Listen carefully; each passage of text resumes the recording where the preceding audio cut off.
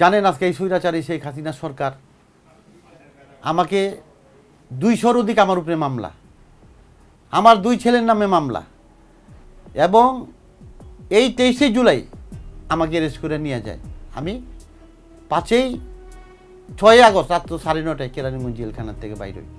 তো আমাদের চেয়ারম্যান সাহেব এবং ঢাকা মহানগরী আমাকে যে সময় যে কোনো কামে বলছে, আমি 100-এ 110 করার চিন্তা ভাবনা করছি। আমি মিটিং, মিছিল, হরতাল, আপনারা জানেন যে এই ছাত্র আন্দোলনে গাইবি জানাজা হয় বাইতুল মোকাররমে। এই জানাজাতে আমি জোন করেছি, নিজের জানকে কখনোই মনে করি নাই যে আমাকে বাইরে ফেলতে পারে, খরচ দিতে পারে। খরচের জন্য কতবার আমাকে নিয়ে গেছে, আল্লাহর আমার হায়াত রাখছে। তবে আমি কোনো আন্দোলন বাদ দিই নেই। এই এলাকাতে থুয়ে আমাকে আমাদের ভারপ্রাপ্ত চেয়ারম্যান জনাব তারেক রহমান আমাকে 2টা এলাকার দায়িত্ব দিয়েছে, একটা ধানমন্ডি, কলাবাগান, হাজারীবাগ। আমি কমিটি বানানোর জন্য আমি ওইটার কমিটি সুন্দরভাবে সুষ্ঠুভাবে আমি কমপ্লিট করে এসেছি, এবং আমাকে আব্বাস ভাইয়ের এলাকার দায়িত্ব দিয়েছে, আমি সেটিও সুন্দরভাবে করি। আমার উপরে যখন যে দায়িত্ব পড়েছে আমি সব করছি। মিটিং হরতাল, আমাকে বলা হয় যে খোকন মানে আদম সাপ্লায়ার। আমি যে জায়গায় হরতাল, মিটিং, মিছিল যখন যা লাগছে আমি আদম সাপ্লাই দিয়ে গেছি। আমি এই 7 আসনের বিএনপি নেতা কর্মী এবং জনগণদেরকে নিয়ে হরতাল থেকে নেয় মিটিং, জনসভা সব আমি করেছি, কোনোটাই বাদ দিই নাই। এবং আজকে আমাদের ভারপ্রাপ্ত চেয়ারম্যান সাহেব জানে যে কে কী করেছে, কে কতবার জেলে গিয়েছে। আমি যতবার অ্যারেস্ট হয়েছি 4 মাসের আগে কোনো দিন আমাকে জেলখানাতে মুক্ত হয়নি। আমি 4 মাস আমাকে লাগছেই, প্রত্যেকটা কয়েকবার আমাকে অ্যারেস্ট করে। যতই আন্দোলন আসলেই আমাকে অ্যারেস্ট করে প্রথম, জানে এইবার আমাকে 23শে জুলাই অ্যারেস্ট করে নিয়ে যায় মশিউর আর হলো ডিবির হারুন। নেওয়ার পরে আমাকে বলে, সাংবাদিক সম্মেলন করে আমাকে নিয়ে, যে আমরা এই মহানগরের যুগ্ম আহ্বায়ক মোশাররফ হোসেন খোকনকে অ্যারেস্ট করেছি। উনার নেতৃত্বে রামপুরা টিভি সেন্টার এবং এসপেরেওয়াই এবং ট্রেনের লাইন সহ ট্রেন সহ উনি জ্বালায়। উনারকে আমরা পেয়ে গেছি, উনি টাকাও দেয়, আদমও দেয়, উনি নিজে থাইকা এগুলি জ্বালার পুরাই করেছে। আমরা তাকে পেয়ে গেছি, খোকনকে পেয়ে গেছি। তো আজকে নিয়া যে নির্যাতন আমাকে তারা করেছে, কই রাষ্ট্রদিন তারা আমাকে গুম রেখে কালা কাপড় নিয়ে বাইন্দা আমাকে জেলে কোর্টে পাঠায়, কোর্টের থেকে আমাকে জেলে পাঠায়। আমি 6 আগস্ট রাত্র 9:30টায় এখানে জনগণের মধ্যে ফিরে আসছি। তবে আমি আমাদের ভারপ্রাপ্ত চেয়ারম্যান তারেক রহমান অনেক মেচুর, উনি অনেক কিছু বুঝে। মনে করেন যে ওই অনেকে অনেক ধরনের কথাবার্তা বলে যে আমি অমুকের লাগে কথা বলেছি, অমুক আমাকে নমিনেশন নিয়ে দিব, অমুক হ্যান, এগুলি তাহা মিথ্যা কথা। আমাদের ভারপ্রাপ্ত চেয়ারম্যান যারা আন্দোলন করেছে, যারা জেল জুলুম খেটেছে, উনি তাকেই নমিনেশন দিবে। এখানে কেউর কথায় উনি নমিনেশন দিবে না। উনার পুঙ্খানুপুঙ্খানু প্রত্যেক এলাকায় তার কাছে খবর আছে যে কে কী অবস্থায় আছে, কে আন্দোলন করছে, কে আওয়ামী লীগের সাথে নিয়ে ব্যবসা বাণিজ্য করছে, যে লিয়াজু মেনটেন করছে, তারা এলএসও হয় নাই, তাদের নামে ওই মামলাও হয় নাই। আমার নামে 200-র উপরে মামলা, জেল। তো আমি জানি যে আজকে এই এলাকার আমি 20 বছর কমিশনার ছিলাম, এই 60 নম্বর ওয়ার্ডের, এখন 24 নম্বর ওয়ার্ড। তো আজকে আমি জানি যে আমার এই ওয়ার্ডে আমি 200 কোটি টাকার উন্নয়ন করেছি। তো আমি যদি আমাদের ভারপ্রাপ্ত চেয়ারম্যান তারেক রহমান এবং আমাদের মা 3 বারের প্রধানমন্ত্রী দেশনেত্রী বেগম খালেদা জিয়া আমাকে নমিনেশন দেয়, ইনশাল্লাহ আমি 7 আসনের জনগণ এবং বিএনপির লোকজনকে নিয়ে ইনশাল্লাহ এই 7 আসনকে আমি তাদেরকে উপহার দিব। এবং আজকে আমি এই কথা বলতেছি যে জনগণ আমাকে চায়। এই এলাকায় আমি 200 কোটি টাকার কাম জানে যে খোকন মাইনে উন্নয়নের উপকার। মোশাররফ হোসেন খোকন উন্নয়ন ছাড়া কিছু বুঝে না। আমি এই এলাকা রোডঘাট ছোটো ছিল, 12 ফুট রোড ছিল, এই রোডকে আমি 20 ফুট 30 ফুট বানিয়েছি। তো আজকে যদি আমাকে আমাদের ভারপ্রাপ্ত চেয়ারম্যান জনাব তারেক রহমান এবং আমাদের মা বেগম খালেদা জিয়া আমাকে নমিনেশন দেয়, এই এলাকায় আমি এই এলাকায় যেরকম কলেজ, স্কুল, রোড, মাতৃস্বজন, সুয়ারেজ লাইন, চাঁদাবাজি, কিশোর গ্যাং, মাদক সব আমি নির্মূল করেছি এই ওয়ার্ডের থেকে। ইনশাল্লাহ আমি ভবিষ্যতে আমি এই এলাকায় যদি আমি নমিনেশন পাই, আমি এমপি হই, ইনশাল্লাহ এই এলাকায় কলেজ, সন্ত্রাস, চাঁদাবাজি আমি কিছুই রাখবো না। আমার যা শক্তি আছে ইনশাল্লাহ আমি বিএমপির আছি, বিএমপির থাকবো। বিএমপি ছাড়া কখনোই যাই নাই, বিএমপি ছাড়া যাবে না। আমাদের ভারপ্রাপ্ত চেয়ারম্যান জনাব তারেক রহমানও অনেক কষ্ট করেছে। আজকে 17 বছরের মধ্যে আমাদের সঙ্গে অনেকবার সেই কথা বলছে আন্দোলনের ব্যাপারে, এই স্বৈরাচারী শেখ হাসিনাকে কেমনে হাঁটানো যায়, বাংলাদেশের জনগণের ভোট জনগণ কিভাবে দিতে পারে, এই বাংলাদেশটাকে কিভাবে বাঁচানো যায় ইন্ডিয়ার হাত থেকে। আমাদের চেয়ারম্যান সাহেব আন্দোলনের সঙ্গে আমাদের সঙ্গে সবসময় যোগাযোগ রাখছে। আজকে যদি এই আন্দোলন যদি 1 নম্বর বলি যে এই আন্দোলনের স্বার্থ কে করেছে, এটা 1 নম্বর পদবি আমাদের ভারপ্রাপ্ত চেয়ারম্যান জনাব তারেক রহমান পায়। 17 বছর উনি যে কষ্ট করেছেন এই আমাদের আন্দোলনের ব্যাপারে। এবং আপনারা জানেন যে ব্যক্তিত্বে বেশি এই বাংলাদেশে জিয়া পরিবার ব্যক্তিত্বে ক্ষতিগ্রস্ত।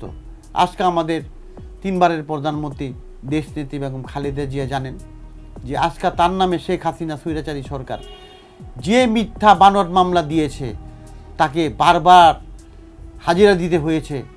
এবং আমরা প্রত্যেকটা হাজিরায় আমরা লক্ষ লক্ষ বিএনপি নেতাকর্মী থাকতাম, তার সঙ্গে তার গাড়ি বহরে থাকতাম এবং কোর্টে যাইতাম। এবং একদিন দেখলাম যে তাকে কোর্টে নিয়ে গেল, ভালো অবস্থায় আমাদের নেত্রীকে নিয়ে গেল, নিয়ে তারপরে জেলে নিয়ে গেল। জেলে নেওয়ার পরে আসার পরে দেখছেন তাই সে কীভাবে হুইল চেয়ার আসছে। আজকে যদি এই আন্দোলনের মাধ্যমে যদি আজকে এই স্বৈরাচারী শেখ হাসিনা যদি না পলাইতো, আজকে আমাদের এই নেত্রীকে আল্লাহ না করুক, আমার মনে হয় যে আমাদের ওখান থেকে তার জেলখানা থেকে লাশ নিয়ে আসতে হইতো। সে যে পরিকল্পনা করেছিল তাকে বীজ প্রয়োগ করে তাকে মাইরা ফেলার একটা চিন্তা ভাবনা করেছিল। তো আল্লাহর দোয়ায়, আমাদের বাংলাদেশের জনগণের দোয়ায়, আমাদের বিএনপি নেতাকর্মীর দোয়ায় আজকে সে এখন আমাদের মাঝে সে আছে। যদি এই সরকার না 5 তারিখের আগস্ট যদি আজকে না চলে যেত, আমাদের নেত্রীকে আমরা মনে হয় না যার কখনো দেখতে পারতাম। তাও আমরা এখনও অনেক অসুস্থ, আমরা তাকে এখন দেখতে পাই। আপনারা জানেন যে এই আন্দোলনে 23 তারিখে 23শে জুলাই আমাকে হারুন এবং মশিউর, ডিবির মশিউর, ডিসি হারুন, এরা যৌথ বাহিনী মিলে আমাকে অ্যারেস্ট করে। আমাকে তারা 8 দিন গুম রাখে। তারা দিনের মধ্যে 5-6 বার আমার কালো কাপড় দেওয়া চোখ বাইন্দা তারা নিয়ে যেত, একবার সিঁড়িতে উঠাইতো, একবার লিফটে উঠাইতো। আমাকে যে নির্যাতন তারা করেছে, আমি 23 তারিখে আমাকে অ্যারেস্ট করে। আমি 6 আগস্ট রাত্র 9:30টায় আমি কিরানীগঞ্জ জেলখানার থেকে বাইরে হয়ে আসি। আমি জানেন জীবনে আমি 3 বার আমি বড় হজ করেছি, কতবার উমরা করেছি এটার কোনো হিসাব নাই। আমি কখনোই উজবুজ করে নমাজ ছাড়া আমি পড়ি নাই। এই প্রথম আমাকে 1 মাস আমি চেয়ারে বসে নামাজ পড়েছি। আমাকে এত নির্যাতন করেছে, শুধু আমাকে নির্যাতন না, আমার ফ্যামিলি সহ। আপনারা জানেন যে আমার 2টি ছেলে আছে এখানে, রবিন হোসেন তার নামে মামলা, হৃদয় হোসেন তার নামে মামলা, তাদেরকে অ্যারেস্ট করেছে। আজকে এই এলাকায় আজকে এখন আমি আপনাদের এই এনটিভির সামনে সাক্ষাৎকার দিচ্ছি। আমার মনে হয় না যে এই স্বৈরাচারী শেখ হাসিনা থাকলে এখানে সাক্ষাৎকার তো দূরের কথা, আপনি টিভি ক্যামেরা নিয়েও আমার সামনে আসতে পারতেন। আপনার টিভি ক্যামেরাগুলো আওয়ামী লীগের সন্ত্রাসীরা এটাকে ভেঙে দিতে, এবং এই পুলিশ বাহিনী আমাদেরকে কখনোই মিটিং মিছিল করার মধ্যে বাধা দিত তারা। আপনারা জানেন, তারপরেও আমাদের ভারপ্রাপ্ত চেয়ারম্যান জনাব তারেক রহমানের নির্দেশে আমাকে উনি এই 7 আসনের আন্দোলন সংগ্রামের 5 নম্বর টিমের প্রধান করে দিয়েছিল। আমি আমার এই নেতাকর্মীকে নিয়ে অনেক কষ্ট করছি, তাদেরকে ফজর আজান সময় আমি উঠাইছি, মিছিল, মিটিং, হরতাল। 28 তারিখের যে আমাদের প্রোগ্রাম ছিল, 29 তারিখে হরতাল। আমি লালবাগে প্রথম হরতাল করি, এবং আমাদের চেয়ারম্যান সাহেব যে নির্দেশ আমাকে দিয়েছে আমি অক্ষরে অক্ষরে সেগুলো পালন করেছি। এবং আমাদের এই যে আজকে এই এলাকা, আমাদের এই 60 নম্বর রোড, এখানে নৌকা চলতো, জায়গার কাঠা ছিল 30,000 টাকা কাঠা ছিল জায়গার। এখন এই জায়গার এলাকার আমি পানির উপর দিয়া 32টা রোড, আমাদের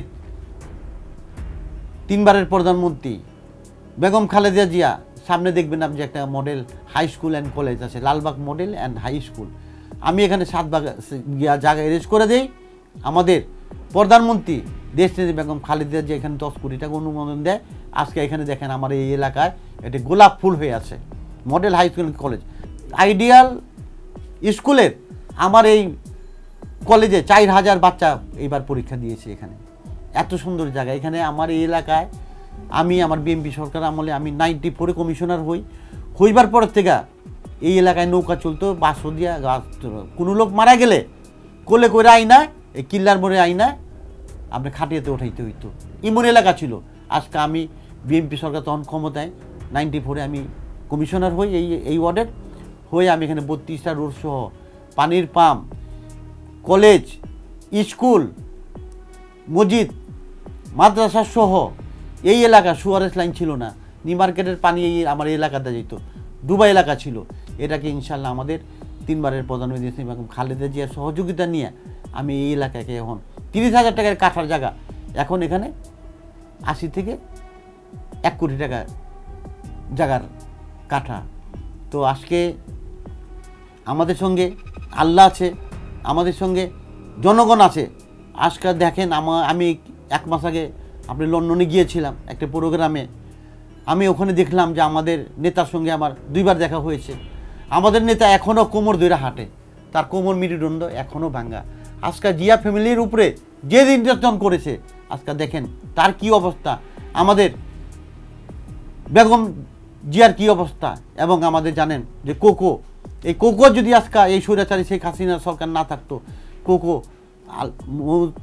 হাউত মত আল্লাহর হাতে, তারপরও দেখেন তার আজকে যদি সেই দেশে থাকতো ট্রিটমেন্ট পাইতো, সে কে কোন কাহিনীতে সে আজকে মা ছাড়া ভাই ছাড়া এক একজন এক এক জায়গায় ছিল, সে আজকে মারা গেছে। আল্লাহ তার বেস্ট নসিব করুক, আমরা তার জন্য দোয়া করি আজকে যে আল্লাহ তাকে তাদের সর্ব স্থানে তাকে আল্লাহ বেস্ট নসিব করুক। আমাদের যদি আমাদের ভারপ্রাপ্ত চেয়ারম্যান জনাব তারেক রহমান, আমাদের 3বারের প্রধানমন্ত্রী দেশনেত্রী বেগম খালেদা জিয়া আমাকে নমিনেশন দেয়, ইনশাল্লাহ আমি এই এলাকার জনগণকে নিয়ে এবং আমাদের বিএনপির নেতাকর্মীদের নিয়ে ইনশাল্লাহ এই 7 আসনকে আমি উপহার দিব।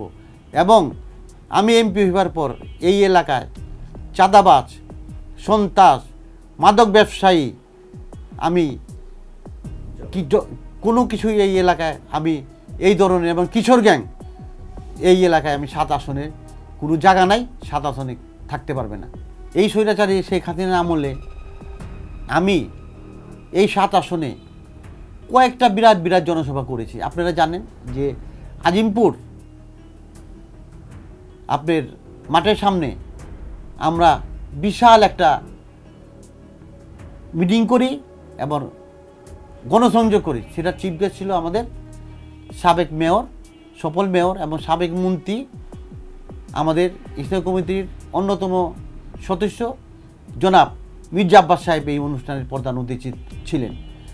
এখানে 2 লক্ষ লোকের উপরে লোক হয়েছে।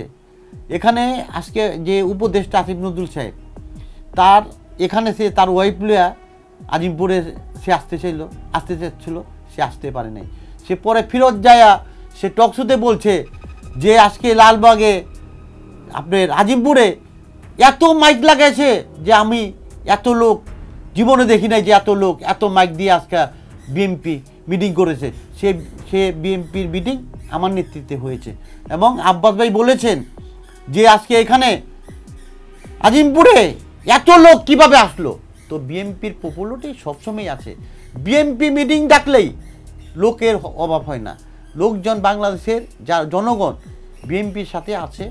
আমার এই ওয়ার্ডে আমি মিটিং করেছি, নজরুল ইসলাম খান স্ট্যান্ডিং কমিটির মেম্বার, উনি প্রধান অতিথি ছিলেন।